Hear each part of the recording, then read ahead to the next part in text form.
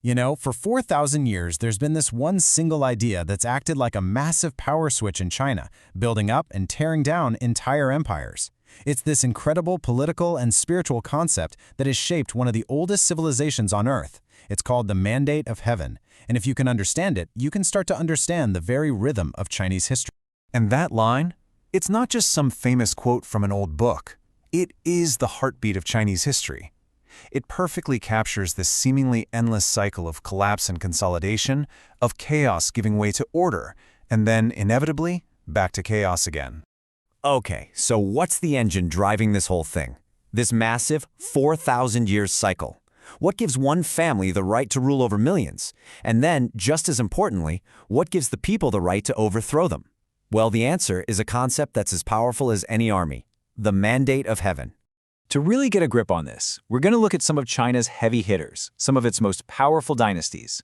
But we're not just going to see them as a boring list of dates. Nope. Instead, we'll see them as case studies in this repeating pattern, a cycle of gaining, keeping, and eventually losing that divine favor. All right, let's get right to it. What is this Mandate of Heaven? Let's break down this idea that held the power of political life and death for millennia. Okay, so the basic idea is this.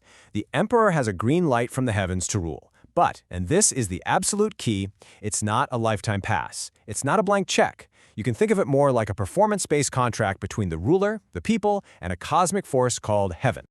This slide lays it all out perfectly. Think of it like a cosmic job review. A new dynasty gets the gig, that's step one. They have to do a good job, rule with virtue, that's step two. But if they get lazy, corrupt, and unjust, well, that's when they risk losing the mandate. And heaven shows it's not happy through things like floods and famines. And those disasters, they're basically a signal, a green light for a new leader to step up, overthrow the old guys, and start the whole cycle over again. And this whole idea got its start in a real-life power struggle. We're talking way back, around 1046 BCE. The Zhou dynasty overthrew the Shang, who had apparently gotten pretty corrupt. And their justification wasn't just, hey, we have a bigger army. It was a moral argument. They basically said, the Shang lost heaven's favor, and the mandate has now passed to us. And just like that, the precedent was set. Okay, so what does it actually look like when everything's going right, when a dynasty has heaven's stamp of approval and the mandate is strong? Well, a lot of the time, it started with something super practical: controlling chaos. I mean, just look at the legend of Yu the Great, the founder of China's very first dynasty. He didn't just win power through battle. The story goes, he earned it by figuring out how to tame the massive, deadly floods of the Yellow River. He brought order from chaos, security from disaster. That's a pretty good way to prove your worth. And when the mandate was strong, man, you could see it. It wasn't some abstract thing. During the Golden Ages, like with the Tang and Ming dynasties, things were booming. The Silk Road was bustling, art and poetry were everywhere, and amazing new technologies were being invented. This wasn't just seen as good luck, it was seen as proof, physical evidence that the emperor was doing a good job and heaven was pleased.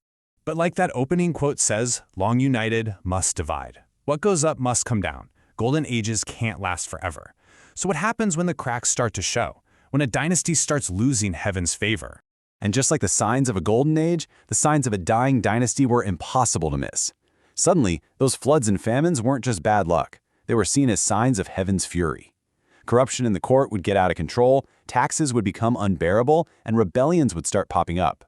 Each disaster, each uprising, wasn't just a political headache, it was a cosmic sign that the emperor had failed and the mandate was officially up for grabs.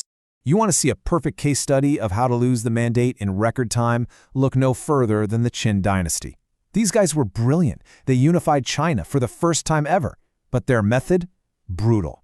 They ruled through what's called legalism, basically super strict laws and terrifying punishments. They achieved unity, but they totally flunked the virtue test. And their dynasty? It collapsed in just 15 years. It was a huge lesson for all future dynasties. Sure, force can build an empire, but only virtue can make it last. So you gotta wonder, why did this idea stick around for so long? What made the Mandate of Heaven one of the most successful and enduring political ideas ever? It's because it was just so useful. It did a bunch of things all at once. For starters, it gave new rulers legitimacy. a clear reason why they should be in charge. It held them accountable because if they messed up, they could be overthrown. It pushed a sense of morality into government, forcing them to at least think about the people's well-being, and maybe most importantly, it was flexible. It made the chaotic rise and fall of dynasties feel like a natural, orderly, and even necessary process. And that's the real genius of it, isn't it? It wasn't just a permission slip for emperors to do whatever they wanted. It was also a philosophical weapon for the people, giving them a divine right to rebel against a bad ruler. It was both a crown for the emperor and a sword for the people, held in a delicate balance for thousands of years. So, yeah, the age of emperors is long gone, but the basic question is still there. It really makes you think, doesn't it? In our own world today, what really gives a government its mandate? What do we consider the ultimate source of their right to rule?